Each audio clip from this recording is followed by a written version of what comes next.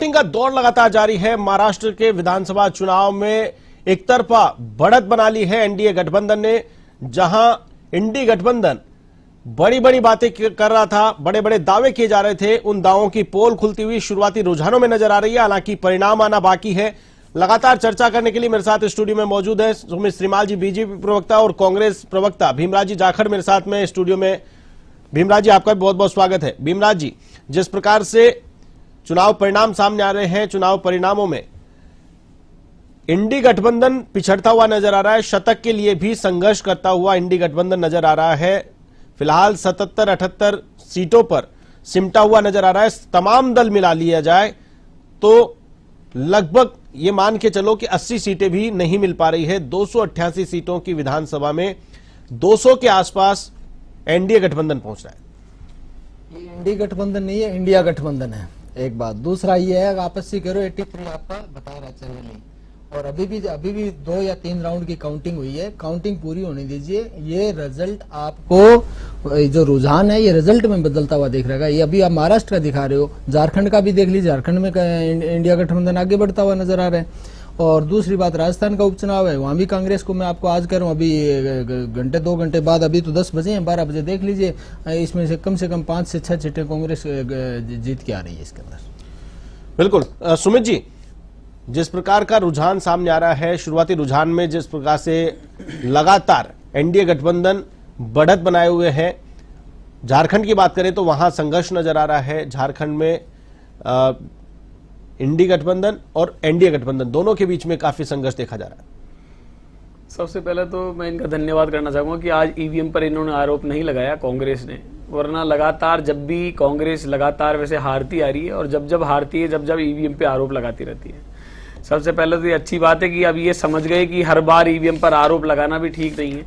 लेकिन जो ये कह रहे हैं कि 2 घंटे, बिल्कुल 3 से 4 राउंड हर विधानसभा पर पूरे हो चुके हैं, चाहे हम महाराष्ट्र की बात करें, चाहे राजस्थान के उपचुनाव की, झारखंड की, आप खींवसर सीट की बात करें, तो अभी आप देखेंगे कि जितना वोट नोटा को मिले हैं उतने वोट भी कांग्रेस को नहीं मिले। आप देखिए किस प्रकार से इनका जो इंडी गठबंधन था, झूठा गठबंधन था, वो किस प्रकार से टूटा फूटा हो रहा था, और उसके परिणाम आज लगातार देखने को मिल रहे हैं। मैं बिल्कुल व्यक्ति विशेष रूप से यार भारतीय जनता पार्टी का प्रवक्ता होने के नाते जिस दिन वोटिंग थी उस दिन भी कह रहा था कि निश्चित रूप से पिछले 11 महीने में माननीय मुख्यमंत्री भजनलाल शर्मा जी के नेतृत्व में जो कार्य हुए, राजस्थान की जो विकास की गति जो बिल्कुल दुगनी हुई है डबल इंजन की सरकार के साथ में, वो लगातार आप देख सकते हैं। चाहे वो ईआरसीपी की बात हो, राइजिंग राजस्थान की बात हो, आत्मनिर्भरता की ओर बढ़ता राजस्थान की बात हो, महिलाओं के सम्मान में 450 रुपए सिलेंडर देने की बात हो, युवाओं को जो कि 2018-23 में जबरदस्त तरीके से परेशान हो चुके थे कांग्रेस की सरकार में, लगातार पेपर लीक होकर के कई युवाओं ने अपना आत्मविश्वास खत्म कर लिया था, कईयों ने आत्महत्याएं कर ली, लेकिन परिणाम जनता ने 2023 में दिया। और निश्चित ही इसके बाद 11 महीने में मुख्यमंत्री भजनलाल शर्मा जी के नेतृत्व में जो कार्य हुए, माननीय मदन राठौड़ जी के नेतृत्व में निष्ठावान कार्यकर्ता जो संगठित रूप से होकर के इस चुनाव में पूर्ण रूप से जो लगे, उसका परिणाम निश्चित ही आज देखने को मिल रहा है। जिस प्रकार से वोटिंग का प्रतिशत भी बढ़ा था, जिस प्रकार से लोगों ने बढ़ चढ़ करके भाग लिया था, आशीष जी उस दिन भी हम यहीं थे। निश्चित ही जिस प्रकार से महिलाएं नृत्य करती हुई जा रही थी, तो लोगों का जो उत्साह था, हमारा उद्देश्य लोगों को सबसे पहले लोकतंत्र को समझाना, लोकतंत्र की महत्वता को समझाना था। लोगों ने उसको समझा और वास्तव में वहीं पर वोट दिया जहां उनको देना चाहिए था। उन्होंने विकास को वोट दिया, उन्होंने सस्ते सिलेंडर जो हमने वादा किया था वहां पर उन लोगों को उस बात को समझे, और निश्चित रूप से उन महिलाओं की जीत है ये, उन पुरुषों की जीत है जिन्होंने पेपर लीक से हट गए। माननीय मुख्यमंत्री भजनलाल शर्मा जी के नेतृत्व में किस प्रकार से पेपर लीक पर ताबड़तोड़ कार्रवाई हुई, राजस्थान के इतिहास में आज तक कभी कार्रवाई नहीं हुई। सुमित जी, एक बार रोकना चाहूंगा आपको जी। सुमित जी, आपको रोकना चाहूंगा। हमारे संवाददाता टोंक से लाइव हमारे साथ फोन लाइन पर जुड़े हैं फिरोज उस्मानी। फिरोज, देवली उनियारा सीट पर काउंटिंग लगातार जारी है, क्या वहां से अपडेट?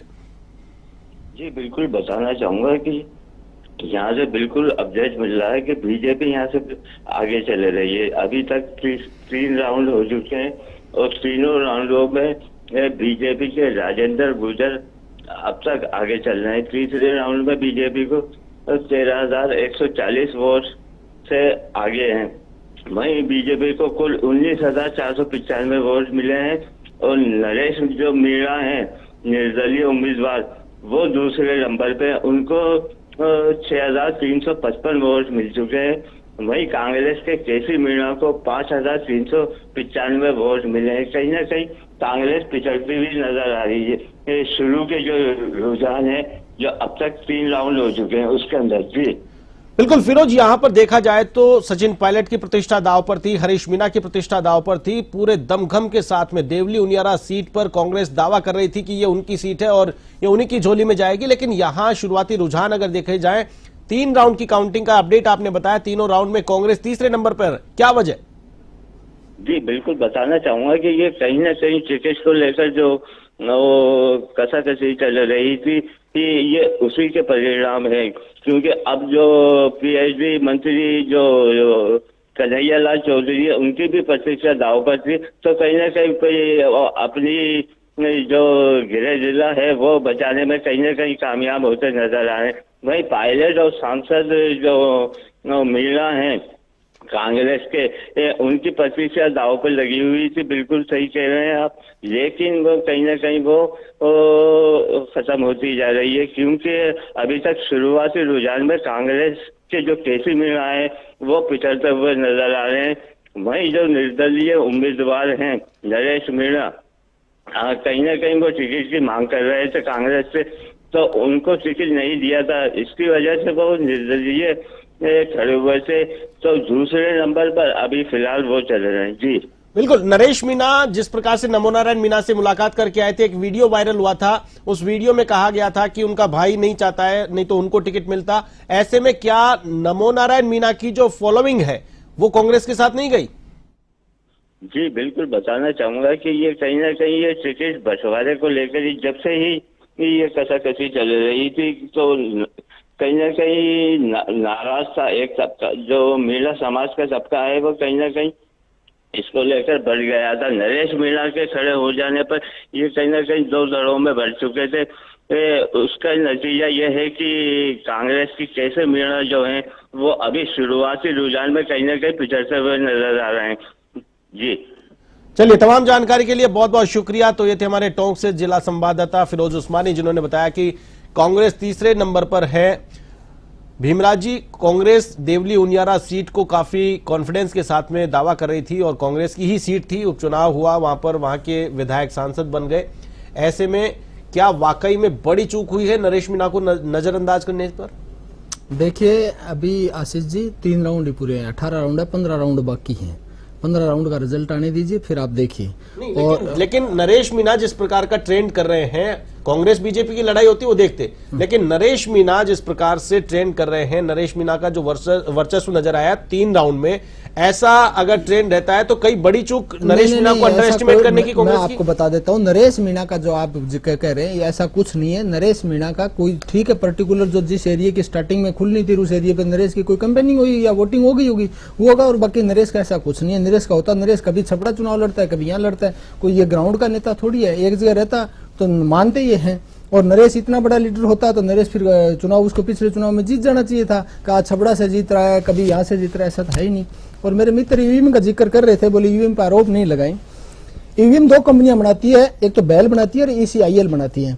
मैं पूछना चाहता हूं आपके चैनल के माध्यम से, इसमें बेल के अंदर 7 डायरेक्टर हैं, जिसमें 4 तो बीजेपी के पदाधिकारी हैं, तो उनके लिए आप क्या कहेंगे? मनसुख भाई श्याम जी हैं, एक डॉक्टर शिवनाथ यादव है, श्यामा सिंह और पीयू पार्था सारथी हैं, और चारों के चारों आपके बीजेपी के पदाधिकारी हैं। तो बताइए कि इसके अंदर सवाल खड़ा होते हैं, जो ईवीएम एक कॉन्फिडेंशियल मामला होता है, चुनाव आयोग होता है, उसमें बीजेपी के पदाधिकारियों का क्या काम है, उसके उधर नहीं बोलेंगे। फिर मेरे मित्र कह रहे थे कि सरकार ने काम किया।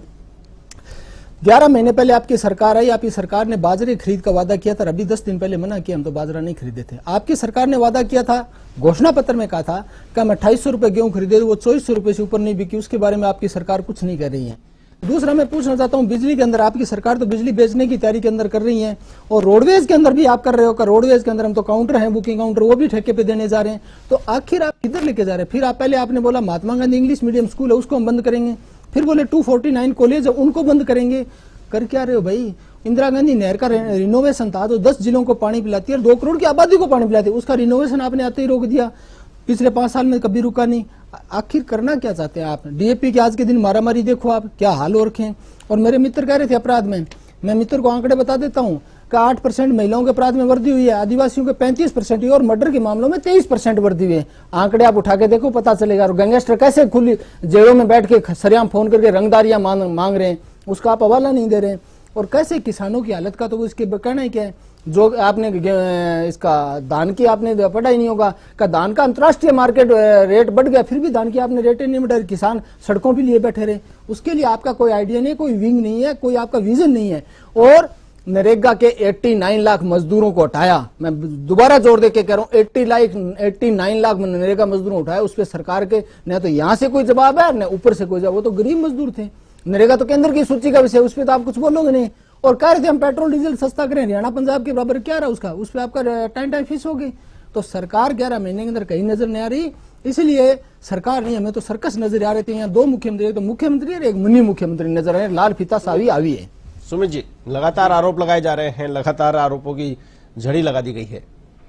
आप देखिए कि बिल्कुल जैसा मैं कह रहा था कि अभी तक ईवीएम पर आरोप नहीं लगाए, तो तुरंत कांग्रेस के प्रवक्ता अपनी वापस पहले वाले ट्रैक पर आ गए कि ईवीएम पर तुरंत प्रभाव से इन्होंने आरोप लगा दिए। लेकिन जहां जहां कांग्रेस कभी कभार जब आगे रही या ये 99 की सीट में लेकर के आया, तब इन्होंने आरोप नहीं लगाए।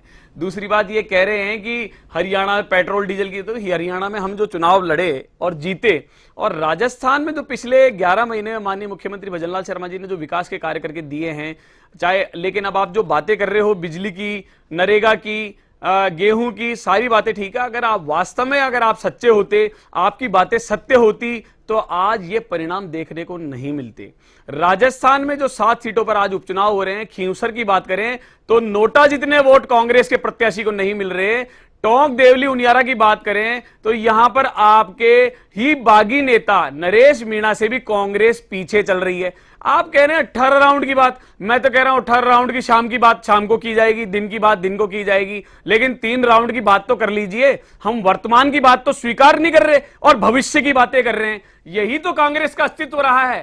कांग्रेस का अस्तित्व सिर्फ यही रहा है कि झूठ बोलने का, लगातार गरीबी हटाने का। ये झूठ पाखंड की जो इनकी हमेशा की आदत रही है, जनता इसको समझ चुकी है। और बिल्कुल भीमराज जी, इसका परिणाम आज 3 राउंड में मिल चुका है और शाम तक बिल्कुल निश्चित रूप से जनता ऐसा आपको झटका देगी कि जो झूठ पाखंड आपके राहुल गांधी, प्रियंका वाड्रा और जो लगातार झूठ बोल रहे हैं, आपके नेता भी इस बात को स्वीकार करते हैं कि माननीय प्रधानमंत्री नरेंद्र मोदी लगातार देश के हित के लिए तमाम उन मुद्दों को उठा रहे हैं और लगातार देश को उस पटल पर लेकर के जा रहे हैं जहां वास्तव में भारत कभी होता था और भविष्य में होगा। लेकिन मैं एक कहना चाहूंगा, आशीष जी, उस समय मेरी पूरी बात नहीं हुई थी। जब किसी भी एग्जाम के लिए 12 महीने होते हैं तो पहले प्रथम बिल्कुल टेस्ट होता है, द्वितीय, तृतीय, अर्धवार्षिक और वार्षिक। पूत का पग पालना ही दिखा हुए थे। आप देखिए 3 राउंड में राजस्थान में जो इनकी स्थिति हुई है, आप महाराष्ट्र में देख लीजिए, लगभग डबल सीटों के साथ में एनडीए गठबंधन जिस प्रकार से आगे बढ़ रहा है, तो इस सच्चाई के साथ में हम लगातार बढ़ रहे हैं। मैंने अभी आपसे कहा था कि जब हम 2 सीटों में थे तब भी हमने झूठा कार्य नहीं किया। डबल ने 3 गुना हो रहा है। महाराष्ट्र में 210 के आसपास, 209, 210 के आसपास एनडीए गठबंधन जा रहा है, तो वहीं इंडिया गठबंधन 68 सीटों पर इंडिया गठबंधन आगे चल रहा है। रुक करते हैं इस वक्त की बड़ी खबर की ओर। इस वक्त की बड़ी खबर आपको बता दें, भीमराज जी, लगातार जिस प्रकार से 200 के पार एनडीए गठबंधन आगे चल रहा है, 209 सीटें फिलहाल अगर देखा जाए तो 3 गुना इंडी गठबंधन को मिला करके। और सबसे बड़ी बात, शिंदे की शिवसेना भी कांग्रेस से आगे है। दूसरी सबसे बड़ी पार्टी शिंदे की शिवसेना। देखिए महाराष्ट्र में ठीक है, हमारा इंडिया गठबंधन पीछे है। झारखंड के अंदर हम इंडिया गठबंधन हमारी सरकार बनाने की स्थिति में। और दूसरा, मेरे मित्र अभी कह रहे थे कि गैस सिलेंडर का बात कर रहे थे, तो मैं पूछना चाहता हूं मैं आपके चैनल के माध्यम से कि कांग्रेस की गवर्नमेंट थी, 76,30,000 लोगों को सिलेंडर दिए थे, आप 68 लाख लोगों को कैसे दे रहे हो? दूसरी बात, सिलेंडर के मामले में यह है कि आपकी और राज्यों में भी सरकार है, आप वहां सिलेंडर क्यों नहीं दे रहे? वहां भी देना चाहिए ना, जब आप यहां दे रहे हो। पर यहां देना इनकी मजबूरी ये थी कि कांग्रेस ने पहले दे दी थी, इनकी देना मजबूरी हो गई थी। दूसरा, मैं पूछना चाहता हूं, परीक्षा पेपर लीक की बात कर रहे थे, आपने कौन सी नई एफआईआर दर्ज की है तो बताइए। एफआईआर कांग्रेस के समय दर्ज की गई थी और उसी एफआईआर पे सरकार बदल गई, आप काम कर रहे हो। दूसरा, मैं पूछना चाहता हूं आपके चैनल के माध्यम से कि बीजेपी का 13 से 18 जब सरकार थी, 14 पेपर लीक हुए थे, आप एक ही पेपर में एफआईआर बता दीजिए, एक में गिरफ्तारी बता दीजिए। और जो पेपर का मास्टरमाइंड था जगदीश बिश्नोई, उसको पैदा किसने किया था, किन किन नेताओं से संबंध थे, बीजेपी नेताओं नाम तो उजागर कीजिए ना, फिर आप सारा कुछ कीजिए, सारे कुछ उजागर करना चाहिए थे। आप बोल रहे हो पेपर लीक पे, मैं बहुत अच्छी बात की आपने, मैं कहना चाहता हूँ युवाओं के भविष्य का सवाल है। क्या नीट का पेपर राजस्थान के सवाईमाधोपुर में लीक हुआ, उस पर आपने कोई एक गिरफ्तारी की है, एक FIR की है तो बता दीजिए। और रोकी और समझी वो कौन लोग थे, आपका ही यूपी में शासन था और अभी भी है, उसमें 60 करोड़ में किन लोगों से खरीदा था, और डस्टर गाड़ी में 6 प्रवेश पत्र मिले, उसमें कोई FIR हुई है क्या, आप इसमें नहीं बताओगे। और NTA का जो आज चेयरमैन है वो MP के अंदर था, और व्यापम घोटाला आजाद हिंदुस्तान का सबसे बड़ा पेपर घोटाला है, उसके अंदर क्या क्या हुआ वो आपके राज में हुआ था, उसका आप कभी नहीं बोलोगे।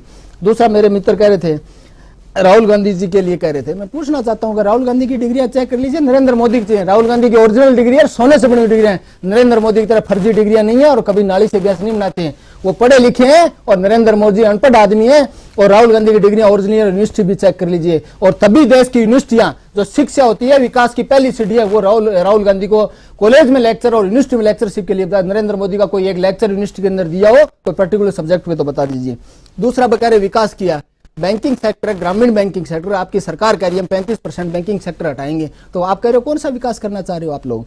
दूसरा, जो गोंड मंडियां 1000 थी उनको आते ही आपने बंद किया, तो क्या ये विकास की सीढ़ी है, क्या ये विकास होगा कि जो बाजरे का आपने कहा था, मैंने दोबारा जिक्र करना चाह रहा हूं कि जो बाजरा आपने MSP खरीदना वादा किया था उसको मना कर दिया, अभी 10 दिन पहले की खबर है, तो क्या ये विकास की सीढ़ी है, कौन सा विकास करना चाह रहे हो, स्कूलों को बंद करने की बात करो, कॉलेजों को बंद करने चाहिए, तो आप ये विकास कौन सा बताओगे। अपराध बढ़ रहे हैं, गैंगस्टर खुली जेलों से खुलेआम धमकियां दे रहे हैं, रंगदारी मांग रहे हैं, रोडवेज का निजीकरण करने जा रहे हो आप लोग, तो कौन सा कर रहे हो, बिजली का निजीकरण करने आप जा रहे हो, बिजली पे सेस आपने बढ़ा दिया, तो कौन सा विकास कर रहे हो आप।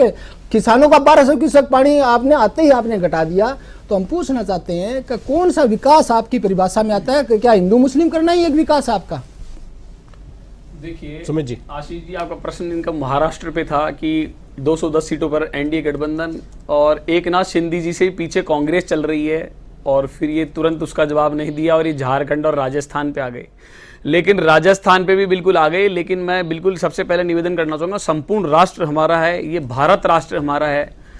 बिल्कुल इन्होंने कभी इसके बारे में कभी सोचा नहीं, सिर्फ ये क्या करे, इन्होंने इनकी मानसिकता कांग्रेस की हमेशा क्या रही कि गरीब को गरीब बना के रखिए, और सिर्फ इनको झूठे जुमलेबाजी करके कि आपकी गरीबी हटा देंगे, लेकिन उनको कभी गरीबी हटाने का कार्य इन्होंने नहीं किया। ये कह रहे थे राहुल गांधी जी की नाली से सिलेंडर कुछ कह रहे थे अभी ये, लेकिन ये भूल गए नरेंद्र मोदी के लिए, बिल्कुल, लेकिन ये भूल गए कि इधर से आलू डालेंगे उधर से सोना निकालेंगे, वो ये भूल गए कि पेड़ों पर किस प्रकार से लाल मिर्ची उगा करती ठीक है। है, एक बार चर्चा को मैं रोकूंगा, चर्चा को रोकूंगा। हमारे संवाददाता फोन लाइन पर हैं, तेज सिंह राठौड़ हमारे साथ फोन लाइन पर है, 84 विधानसभा का अपडेट दे रहे हैं। तेज सिंह, 84 सीट पर लगातार भारतीय आदिवासी पार्टी लीड बनाए हुए हैं, क्या अपडेट फिलहाल। हाँ जी सर, ये भारतीय जनता पार्टी के कार्यकाल की पीछे चल रहे हैं बीजेपी के, और BJP से अनिल कटारा 10,000 वोट से आगे चल रहे हैं। कांग्रेस के प्रत्याशी कौन से नंबर पर है, कितने मत मिले। कांग्रेस के प्रत्याशी तीसरे नंबर पे चल रहे हैं 7,913 वोट के साथ में, छठा राउंड कंप्लीट हो गया। कितने राउंड की काउंटिंग हो चुकी है, कितने राउंड टोटल काउंटिंग होगी, कब तक परिणाम आ सकते हैं। सर टोटल है 18 और 6 राउंड की काउंटिंग हो चुकी है, काउंटर टेबल लगाई गई है, पुलिस व्यवस्था लगी हुई है, और 12-1 बजे तक पूरा परिणाम आने की संभावना बताई जा रही है। चलिए, तमाम जानकारी के लिए बहुत बहुत शुक्रिया। तो ये थे हमारे संवाददाता तेज सिंह राठौड़, 84 से अपडेट दे रहे थे, जहां पर भारतीय आदिवासी पार्टी और भाजपा के बीच टक्कर चल रही है। यहां पर भी कांग्रेस तीसरे नंबर पर चल रही है।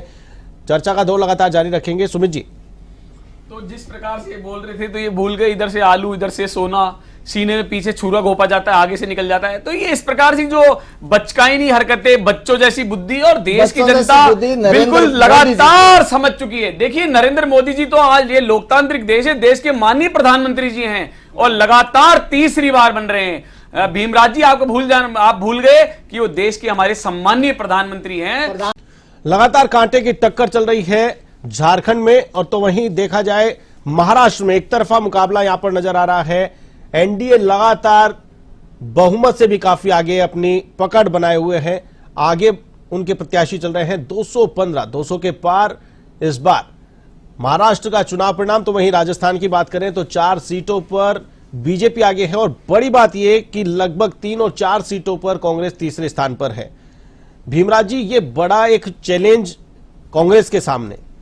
और आत्ममंथन का भी अगर ये परिणाम में कन्वर्ट होता है, ये जो रुझान है, ये रुझान अगर परिणाम में कन्वर्ट होते हैं तो ये एक बड़ी बात है कि 3 से 4 सीटों पर कांग्रेस तीसरे स्थान पर जाती है, तीसरे पायदान पर जाती है। तो ये कहीं न कहीं जो चूक हुई है उसको रिव्यू करने का भी समय होना चाहिए अगर ये परिणाम होते हैं तो। देखिए अभी आई थिंक 5 से 7 राउंड हुई है, 18 और 22 राउंड के करीब करीब सबके राउंड हैं। फाइनल राउंड तक परिणाम उतरते चढ़ते रहते हैं, परिणाम बदलते भी हैं। तभी मैं कह रहा हूं कि अभी पूरे राउंड होने दीजिए, पूरे राउंड के बाद कंफर्म हो जाएगा कि कितनी सीटें कहाँ आ रही है क्या आ रही है। कई सीटें तो आपने पिछले विधानसभा चुनाव में, लोकसभा चुनाव में देखते आए हैं, थोड़े थोड़े मार्जिन से परिणाम बदलते रहे हैं। तो इसलिए मैं कह रहा हूं कि परिणाम बदलेंगे। और मैं आपको अभी भी कह रहा हूं कि 5 से 6 सीटें कांग्रेस पार्टी 100% जीत के आएगी। अभी तो 3 राउंड की गिनती, 3 से 4 राउंड की गिनती हुई है। अभी राउंड पूरे होने दीजिए, फिर आप देख लीजिए, कोई दिक्कत नहीं है। और कांग्रेस ठीक है, 84 सीट पे हमें नहीं लग रहा कि 84 पे बाप पार्टी जीत सकती है। बाकी कांग्रेस की सीटें 100% कांग्रेस जीतने की स्थिति में। सुमित जी, अभी भी भीमराज जी को पूरा यहां पे उम्मीद है उनको कि अभी भी 4 से 5 सीटें कांग्रेस जीतेगी, जबकि शुरुआती रुझान कुछ और करे। देखिए, बिल्कुल शुरुआती रुझान मैंने बताया था कि वर्तमान के परिणाम जो कि अभी 11 बजने वाले हैं और परिणाम बिल्कुल जनता के सामने हैं। लगातार राजस्थान में 4 सीटों के साथ में भारतीय जनता पार्टी बढ़त बनाए हुए है और कांग्रेस कहीं पर टक्कर में भी नहीं है, तीसरे स्थान पर जाती दिख रही है। 1 सीट पर तो इनको नोटा के बराबर वोट मिले हैं। यहाँ देवली उनियारा की बात करें तो तीसरे नंबर पर है, खीवसर की बात करें तो ये तीसरे नंबर पर हैं। बिल्कुल आप देखिए, लगातार इस प्रकार से इनका आत्मविश्वास जो है वो झूठा आत्मविश्वास जैसा कि इन्होंने लोकसभा में दिखाया था, लेकिन जनता अब बिल्कुल जान चुकी है, परिणाम जनता दे रही है। और आज शाम होते होते निश्चित रूप से राजस्थान में बात करें, चाहे हम महाराष्ट्र की बात करें, झारखंड की बात करें, उत्तर प्रदेश में भी 9 बिल्कुल 7 सीटों पर भारतीय जनता पार्टी के कैंडिडेट बिल्कुल आगे चल रहे हैं। तो ये लगातार जो विकास की डबल इंजन की सरकार है, उत्तर प्रदेश की बात करें, हम चाहे महाराष्ट्र की बात करें या राजस्थान की बात करें, लगातार तीनों राज्यों में डबल इंजन की सरकार के साथ में जो हमारे को परिणाम मिल रहे हैं वो निश्चित ही सकारात्मक परिणाम है। विकास को लेकर के जो जनता ने वोट दिया उसको लेकर के परिणाम है। ये उन महिलाओं की जीत है जो लगातार बिल्कुल जो कांग्रेस काल में उन्होंने जो भुगता, लगातार जो बलात्कार, महिला उत्पीड़न में जो राजस्थान नंबर 1 बन चुका था, लेकिन पिछले 11 महीने में जो महिलाओं को सम्मान मिला, चाहे वो महिलाओं को सिलेंडर को लेकर के हो, चाहे वो अपने आत्मरक्षा को लेकर के हो, बिल्कुल जो आत्मनिर्भरता की ओर लगातार राजस्थान जो बढ़ रहा है। युवाओं की बात करें तो जो पेपर लीक में ये कह रहे थे, बिल्कुल राजस्थान नंबर 1 राज्य बन गया था 18 से 23 में, लेकिन जो भजनलाल जी के नेतृत्व में जो लगातार ताबड़तोड़ तरीके से कार्रवाई हुई है पेपर लीक को लेकर के, उसके परिणाम जनता के सामने हैं। जिस प्रकार से साइबर ठगों के लिए मेवात में लगातार जिस प्रकार से उनके ऊपर कार्रवाई हुई, जबरदस्त कार्रवाई हुई, उसके परिणाम जनता के बिल्कुल देखने को मिले। किस प्रकार से जनता देख रही है कि संगठन भारतीय जनता पार्टी का मदन राठौड़ जी के नेतृत्व में और माननीय मुख्यमंत्री भजनलाल शर्मा जी के नेतृत्व में लगातार जो कार्य कर रहे हैं। रोकना चाहूंगा तो आपने सुना बीजेपी के प्रदेशाध्यक्ष मदन राठौड़ ने जिस प्रकार से प्रतिक्रिया दी है शुरुआती रुझानों को देखकर। उन्होंने कहा है कि सभी सीटों पर उनकी पार्टी जीत दर्ज करेगी। चर्चा लगातार जारी है। स्टूडियो में मेरे साथ मौजूद हैं बीजेपी प्रवक्ता सुमित श्रीमाल जी और कांग्रेस प्रवक्ता भीमराज जी जाखड़। भीमराज जी, बीजेपी प्रदेश अध्यक्ष की पहली प्रतिक्रिया आपने सुनी है, शुरुआती रुझानों को लेकर उन्होंने बयान दिया है, क्या कहेंगे? मदन राठौड़ साहब तो पूरे इंडिया के अंदर जो उपचुनाव हो रहे हैं, जो 2 राज्यों के विधानसभा चुनाव, उन सबका कह रहे हैं। वो तो चाहते हैं कि कोई विपक्ष भी नहीं आए। उनकी तो यही विचारधारा रही है, इस विचारधारा इसके सामने दे, तो उनको ये देखना चाहिए। उनको तो ये तो कहा ही नहीं कि जनता जो देगी वो हमें मंजूर होगा, ये बात वो कहना ही नहीं चाह रहे। पर हम पूछना चाह रहे हैं क्या पंजाब में भी आएगी? पंजाब में तो ये 4थे नंबर पर जा रहे हैं, निर्दलीय इनसे आगे जा रहे हैं। केरला, कर्नाटका में और भी चुनाव हो रहे हैं, वहाँ ये कहाँ स्टैंड कर रहे हैं। हम ये कहना चाहते हैं, लोकतंत्र के अंदर जनता ही माई बाप होती है। तो इतना जो ये कह रहे हैं, जो बातें कह रहे हैं, वो तो बातें इस तरह की होगी कि हम ही सब कुछ है, बाकी कुछ है नहीं। तो हम कहना चाहते हैं कि जनता भी थोड़ा भरोसा रखिए। जनता देती है, वही आगे बढ़ता है और वही आगे चुनाव में जीतता है और लोकतंत्र अंदर जनता माई बाप होती है। अभी मेरे मित्र कह रहे थे कि पेपर लीक का, तो मैंने पूछा तो आपने व्यापक में पेपर घोटाले का जिक्र नहीं किया और नीट पेपर घोटाले का आपने कभी जिक्र नहीं किया। और वो प्रदीप जोशी, वही तो प्रदीप जोशी है जिसको नीट का आपने चेयरमैन नजर, और जो व्यापम घोटाला हुआ था तब एमपी के अंदर पेपर कांड के अंदर उसकी अहम भूमिका थी। उसी को तो आपने नीट का चेयरमैन था, नीट का ये हाल आपने कर दिया, जो एक बड़ा महत्वपूर्ण पूरे वर्ल्ड के अंदर सबसे बड़ी परीक्षा होती है, उसको आपने बंटाधार करके दे दिया। और कैसे कैसे लोगों में पेपर हुए, कैसे बीजेपी के नेताओं के फरीदाबाद के अंदर एक ही स्कूल में एक ही कमरे से सारे आरोप लगा दिए। चुनाव में आपके नेताओं ने कोई भी ऐसी बातें नहीं रखी होगी, ये सब चीजें लेके जनता के बीच गए। आज बात कर रहे हैं जनता के जनादेश की। जनता ने जो जनादेश दिया है उस पर अपन बातचीत कर रहे हैं। ये आरोप प्रत्यारोप का दौर लगातार जारी था। चुनाव में गए, चुनाव प्रचार किया, उसके बाद अब जनता ने जो जनादेश दिया है उस जनादेश पर क्या कहेंगे? क्या आत्म मंथन करने की आवश्यकता है? महाराष्ट्र का चुनाव परिणाम कुछ बयां कर रहा है, इसको आप इग्नोर कर रहे हैं। मैं कह रहा हूं यहां पर जिस प्रकार से इंडिया गठबंधन गया है, इंडिया गठबंधन का अगर स्कोर देखेंगे 60 पर टिका हुआ है, लगभग 4 गुना अगर देखा जाए 215 240 के आसपास, कितना 25%। और शिंदे की पार्टी शिवसेना से पूरा इंडिया गठबंधन मुकाबला करता नजर नहीं आ रहा है जिस प्रकार के फिगर है। तो ये क्या आत्ममंथन करने का विषय नहीं है? एक बार रिजल्ट आने दीजिए, रिजल्ट आने के बाद इसमें जो रिजल्ट परिणाम आते हैं, चुनाव परिणाम, उसके अंदर पार्टी आत्म चिंतन करती है, ऐसी कोई बात नहीं है। और लोकतंत्र के अंदर जो जनता वोट देती है वही सब कुछ होता है। और झारखंड के अंदर हमारी सरकार बनती हुई नजर आती है, महाराष्ट्र के अंदर हमारी सरकार नहीं बन रही है। तो ये इसके अंदर कौन सी कोई ऐसा तो है नहीं कि जनता ने हमको नकारा है। जनता विपक्ष में बैठने का भी मौका देगी, ऐसा कुछ नहीं है। जहां में जिस तरह का मौका मिलेगा, झारखंड में सरकार बनाने का मौका मिलेगा, सरकार बनाएंगे, और जहां विपक्ष में बैठने का मौका मिलेगा वो विपक्ष में बैठेंगे। तो जनता के लिए हम तैयार रहेंगे और जनता के हक और अधिकार के लिए हम काम करते रहेंगे। सुमित जी, ये जो बोल रहे थे कि मदन राठौड़ जी ने बिल्कुल जैसा बयान दिया, ये कह रहे हैं कि विपक्ष में भी बैठाना नहीं चाहते कांग्रेस को। बिल्कुल मैं ये कहता हूं कि विपक्ष में बैठने के लिए भी इतना सा काम तो करना पड़ता है। विपक्ष में बैठ के व्यक्ति सत्य तो बोलता है, देश के उन तमाम मुद्दों के लिए तो बात करता है, लेकिन ये तो लगातार विपक्ष में बैठ के भी जो सत्ता पक्ष से सत्य काम कर रहा है, लगातार उसका विरोध कर रहे हैं। धारा 370 का इन्होंने विरोध किया। आप देखिए, बिल्कुल राम मंदिर का ये विरोध करते हैं, सीएए का विरोध करते हैं। राम मंदिर का बीजेपी ने बनाया, राम मंदिर का कोई विरोध नहीं किया। झूठ बोल रहे हो। राम मंदिर का पेटेंट मत करवाइए। राम मंदिर पे कांग्रेस के नेताओं ने चंदा दिया, राम मंदिर का कांग्रेस के नेता आप राम मंदिर नेरेटिव आप फैला रहे हो। झूठ आप बोल रहे हो, झूठ बीजेपी का काम है। और मैं पूछना चाहता हूँ बीजेपी के कौन कौन नेता 2 मास की तस्करी में लिप्त है? आज सामने सत्य आ चुका है, परिणाम जनता ने दे दिया, परिणाम जनता ने दे दिया। और लगातार भारतीय जनता पार्टी एक्सपोर्ट है, उसके अंदर बीजेपी किन नेताओं को है, किन नेताओं ने बीजेपी को चंदा दिया जो बीफ एक्सपोर्ट के अंदर आजमाई है, उसका मुख्यमंत्री नहीं है। मुख्यमंत्री है यहाँ राजस्थान में, सरकार नहीं है, एक सर्कस चल रही है, उस सरकार का नतीजा आप देख रहे हो। झूठ नहीं, किसानों और मजदूरों के हत्यारों की सरकार यहाँ चल रही है और ये नतीजा आपके सामने। गांधी परिवार ने लगातार, अरे गांधी ने कुर्बानियां दी, आप सावरकर और गोडसे को मारने वाले लोगों, आपने कहा देखा होगा नतीजा। सावरकर देश का सबसे पहला भ्रष्टाचारी था तो वो सावरकर था। देश का पहला आतंकवादी था तो उसका नाम नाथूराम गोडसे था। और देश का पहला आतंकवादी संगठन था तो उसका नाम आरएसएस था। इस देश में आरएसएस के लोग आतंकवादी गतिविधियों में शामिल थे। आप देखिए उन लोगों ने टिकट देते, 47 बलात्कारियों को आपने टिकट दी और महिलाओं को चुनाने वालों को आपने टिकट दी और कुछ नहीं किया। बीजेपी सिर्फ बांटने का काम करती है। अडानी और अंबानी के जो गुलाम हैं उनको बीजेपी यहाँ आगे लेके बोल रही है। चुनाव परिणाम सामने आ रहे हैं। सुमित जी, भीमराज जी, सुमित जी, भीमराज जी, सुमित जी, सुमित जी, भीमराज जी, सुमित जी, चुनाव परिणाम सामने आ रहे हैं। देश की जनता जनाधार दे रही है। आज का दिन, भीमराज जी, बिल्कुल ठीक है, आपके आरोप कंधार कांड के अंदर ठीक है, उस रॉबर्ट जेल को ले जाने वाला कौन था? भीमराज जी, सुमित जी, मैं रोकना चाहूंगा आप दोनों को। सुमित जी, कौन था? ठीक है, ये सवाल और किसानों का ठीक है। सुमित जी, हरियाणा में जट्टों को तेरे और 47 बलात्कारियों को टिकट देने वाली बीजेपी, वो 400 सीटों की बात कर रहे थे, कहाँ गए इनके वादे? ठीक है, सामने कुछ नहीं आया, सामने बचा है। ठीक है, बड़ा अपडेट।